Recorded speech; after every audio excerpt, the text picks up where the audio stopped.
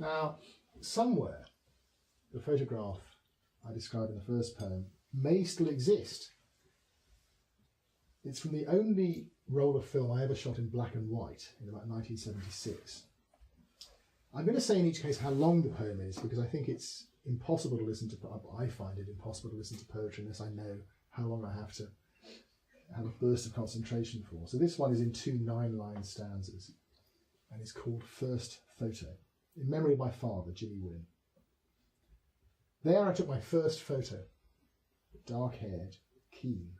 My father folds my sister in one arm. He smiles and hears the click of the machine.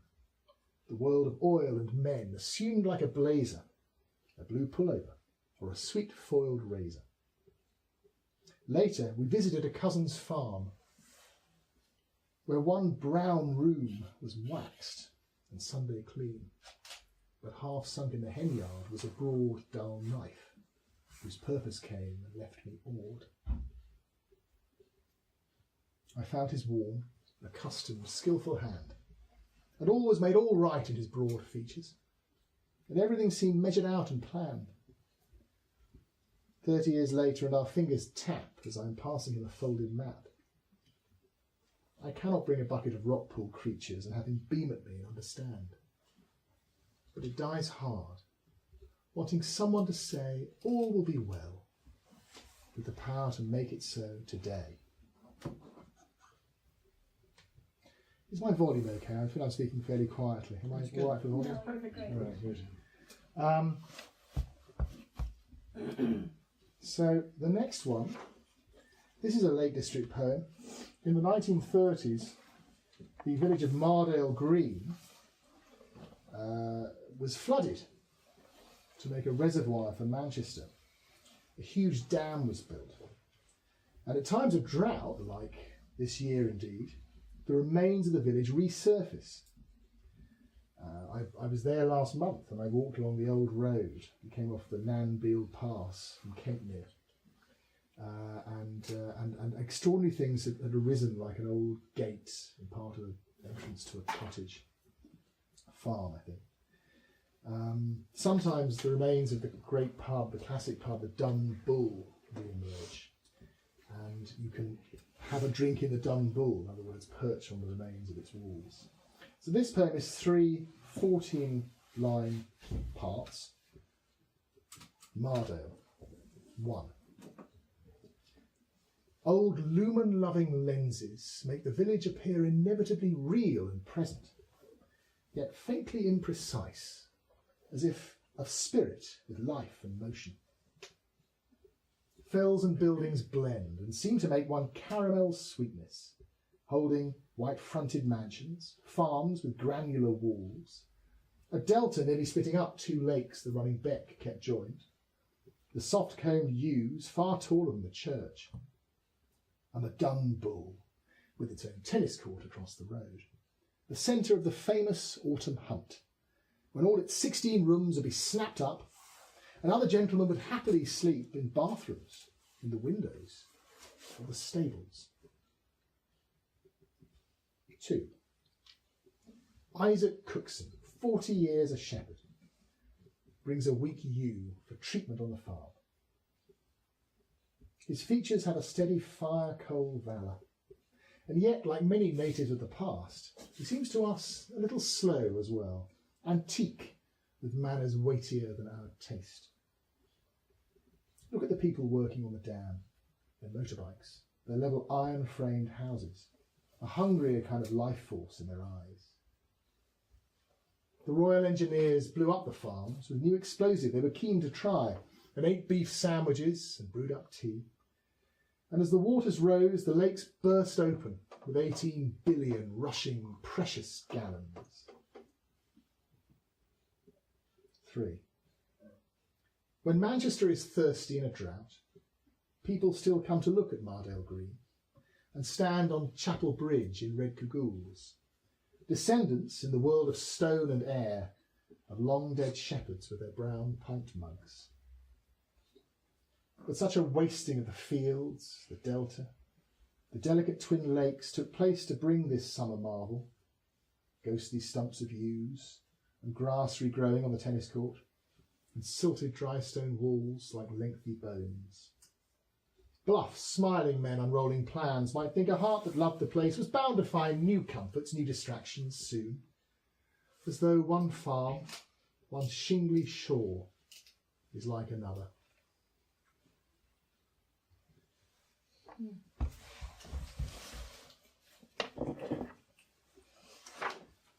I'm going to read a couple of poems now, 3 poems in fact, from the sequence I got on museums and galleries. The first poem questions what or who are the real exhibits in the museum, made up of 2 6-line stanzas in the British Museum. The room in question is the Mausoleum of Halicarnassos, the original mausoleum. Among colossal rags of statuary, a hunk of horse, a head, a bride and groom whose thighs are gracefully advancing. We skitter like hundreds and thousands, or packet seeds, or tropical fish about a watery tomb. We pass by captions of heroic deeds, borrowing our bright clothes and warm soft skin, viewed over skulls and jewels in misting cases. A pharaoh's lovely daughter traipses in. A Roman nose, a clear broad Grecian brow, are each exhibited in passing faces of visitors among the statues now. My mother died a few weeks ago, and this poem is about us being together. I grew up in a town called Tunbridge. 2 6-line stanzas again. In the National Gallery, and it's about a painting there by Rubens called Minerva Protects Pax from Mars. First stanza describes the painting. A satyr marvels at a cornucopia, as crested, fierce Minerva shields pale Pax. A Puto hails this newly born utopia. Hymen brings children to the fruitful scene. The adult figures look both poised and lax. A nymph, bare-breasted, shakes a tambourine. I love the trees behind the revelry, deciduous, dark-shadowed leaf and bark. There, you can almost see my mother and me, ages ago, where Medway waters glide, contented with our rounds, our woodland walk, ignoring all that strange pomp to the side. And one more, which is about clarity in art. Second stanza may be unique in combining an allusion to John Ruskin and the Wizard of Oz. Again, 2 6-line stanzas. In the National Gallery 2. This is about a painting by Van der Heyden called View of the Westerkerk. Brick buildings step above the gallant trees and postered sapling casings. Lovers look and find each other. Someone stops to tease his motley dog. No waves of tenebrous gloom lap around figures from an ancient book. This world is gleaming like a scrubbed stone tomb. To see with such exactness and repose is all of prophecy and art in one. Myths are revealed in dusty humbug clothes, working cheap terrors from behind a curtain. The gravitational and lordly sun makes every brick look weighted, placed, and certain. Now,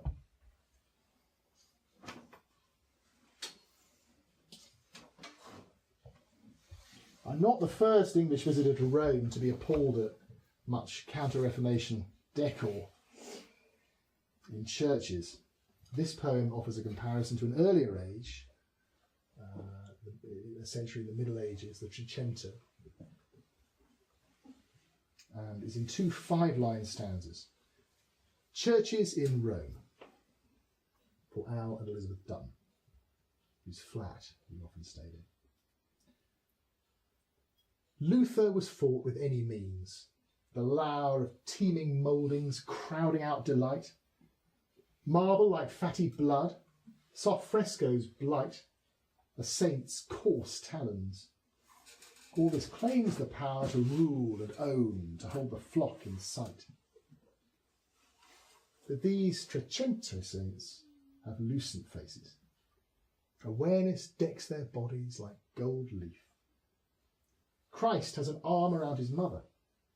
Belief is nothing where such kind, frank love displaces bewildered fear and smart quotidian grief.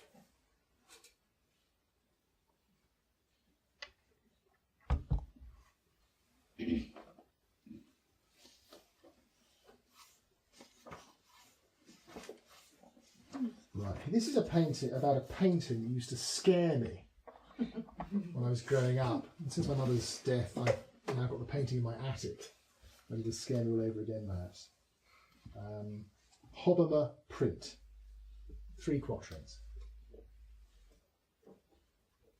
Beside the wide-eyed, posy-holding children, and the turquoise harbour with its clucking boats, the Hobbema had power to unsettle.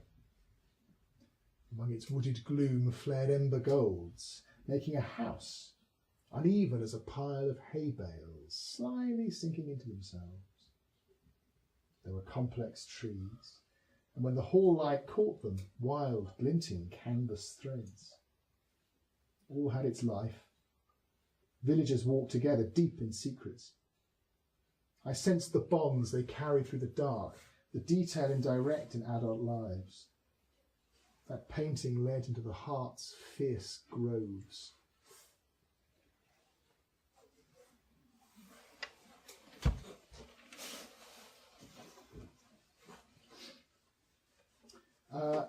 When I was a boy, in the 70s and 80s, I used to go and stay with my Auntie Mabel in Scotland, a kind of legendary figure I realised later, because you won't know this from Texas perhaps, but thank you, I'll get that. But it's a kind of legendary thing to have an Auntie Mabel, isn't it? And, well, I really did have one. And far better than the big shops of Glasgow or Edinburgh Castle was going back to her little corner house in Motherwell and playing Scrabble in the early evenings. So that's what this is about. Staying with Mabel in memory of Mabel Westmoreland. Reaching into the bag, sand soft, dark green, meant mystery and risk, a clack of runes. Though no cruel fates were spelt, but word on word, like gentle aunt and love, in afternoons when much was scrupulously kept unseen, schisms and losses anciently incurred. Mabel displayed intent, subdued prowess, mastering wits and chance. Her scores would spell roars of delight. She was the centre star loud Euston led us to in Motherwell. Though customs altered, and I saw her less, each year she sent the Scotsman calendar. Turning the pages of the last, I see a summer castle, peaks in fine sieved snow, pristine romantic harbours in the Isles, light-casting locks, and grids of days below, like frames of film unrolling emptily, or racks of now unlettered Scrabble tiles. Now, let me just check my... Right, I'll read for about another 5 minutes or 7 minutes. This is about some of the last veterans of the First World War, whose the centenary of whose conclusion is, of course, being celebrated in 3 or 4 weeks. It's in 2 quatrains. A British veteran. A man who held a rifle on the climb to Passchendaele now bears a bubbling flute. His hand is strong and rubicund, his frame mobile and actual.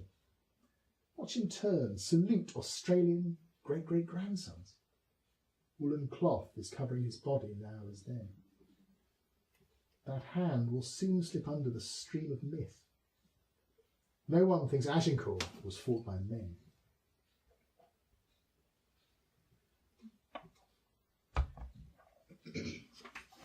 Now, I don't know if I have the nerve for this one. Yes, I do. This is a little poem about Wordsworth and Coleridge. It's only 8 lines long. Wordsworth and Coleridge had a terrible row based on Coleridge hearing from a man called Basil Montague that Wordsworth had called him, Coleridge, the last word in the poem. Skiddaw is a big mountain down the road. Wordsworth and Coleridge. Insufficient the broad oaten flakes, the convictions plain as Skiddaw. How Coleridge would have loved neon, glutamates, so many channels, intricate, hair-like, in the end a nuisance. And then I have a companion piece to that, the later Wordsworth.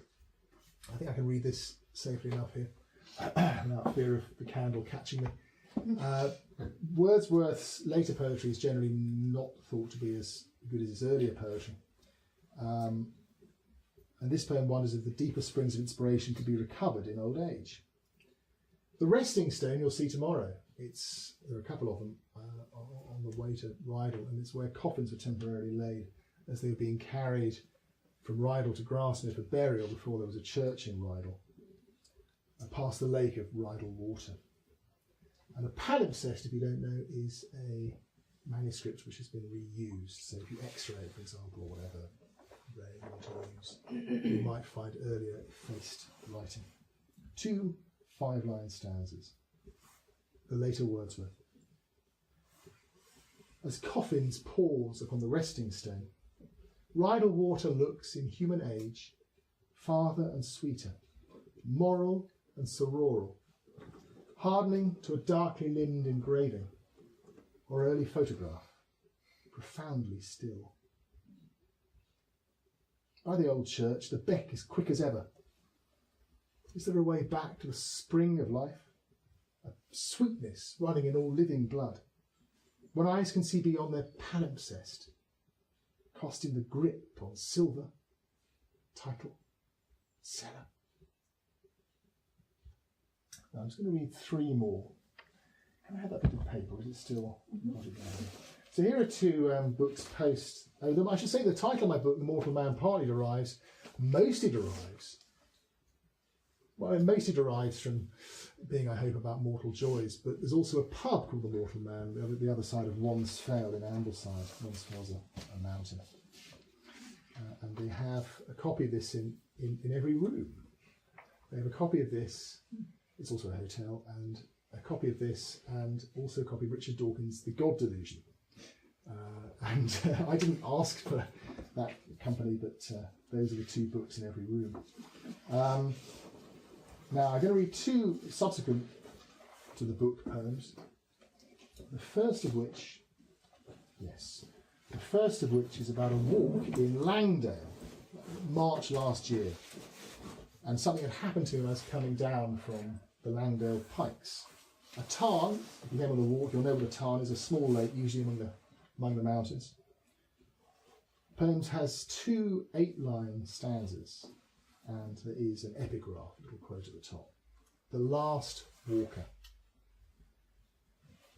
Atheism is, of course, defined by lack. Here's the epigraph. I inched and slid by darkened, bulbous outcrops on Grasmere Common, chilly, late and slow, towards a window's far unswelling glow. My halogen head torch blinded every trace of Eastdale Tarn and blue-backed mountain tops, but lit the plumes I huffed from orn-sharp air, old packle slabs and one unravelling lace. So I switched off the blunt, myopic glare, and 1,000 stars came out at once, thick, rife, some low as light bulbs, some a few photons strong, a staggered, glamorous, unrequiring throng. They burn and blaze till bursting they disperse carbon and oxygen, the quick of life. Meteors leapt as if synaptic wit, the pure, cool forces of the universe. I gazed and felt no trace of deficit.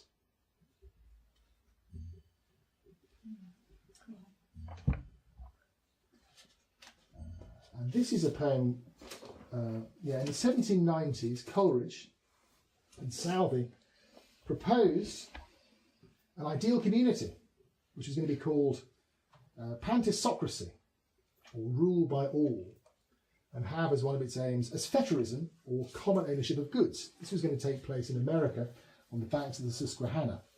Somehow their ideals were never realised. This poem has 3 quatrains. Revolutions. In a hushed parlour, Samuel Taylor Coleridge is working on his plan for paradise. A cheddar toasting salamander cools, and in the walls are lean fraternal mice. After the guillotine's cold, savage reason, he still believes utopia can be born. Aspheterism, pantisocracy, will grow next year amid prodigious corn, beside the ever-hazy Susquehanna. The baby sleeps. A moonbeam track is slanting across a chair, but nothing touches quiet. Tomorrow in the garden, beans need planting.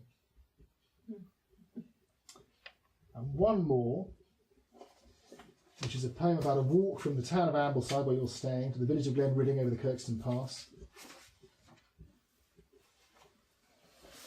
It just describes a walk I did many years ago now, about 2004, I think. Fairfield is a mountain, just over there. Brothers Water and Ullswater are lakes. Goldril is a stream, and the Traveller's Rest is a pub. This has 19 lines of blank verse. Ambleside to Glenridding. Climb on a pony track past meteorite grottos to High Sweden Bridge, a lone constructed eye, a glimpse of civilization.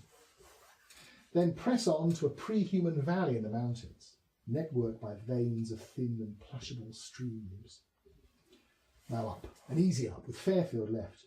Mist and moisture, cool on grateful limb. Loved wideness, bareness, love like sun on stone. To a broken ridge, the start of dirty walking, oikish grass and ankle-killing holes. But there is light, and we have time and food. So Brothers Water inches round a hill, lake like a flat grey pebble. And reaching earth, we head past waterfall and fiery fern, past Goldril to the silver spill of Ullswater, its miles of absolute edge as mild as Jesus. Then to the Traveller's Rest for Woods Floor beer, rich seasoned beef, potatoes piping, whiskey and shortbread, fire and sugar for the next day.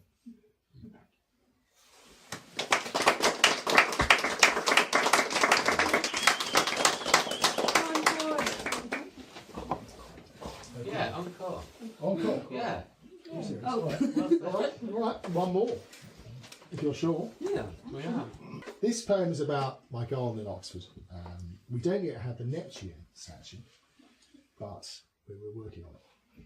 This one is a sonnet, in other words, 14 lines, rhyming in the Italian way, abba, abba, etc. In the garden.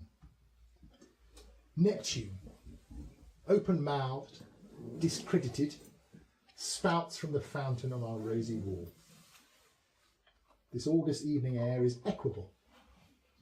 I fetch a bottle from our earthy shed, by swags of grapes that hang in green and red, and from our complex wrought iron chairs we call the talkative cat. Watch campanile tall hollyhocks nodding to us from their bed, then pick some berries. How can I begin to thank you for all you give and understand? Icebergs have shrunk to ice cubes, topped with gin. House martins sow the sky. A bumblebee goes stumbling round the blue hibiscus tree, coated in pollen like a boy in sand.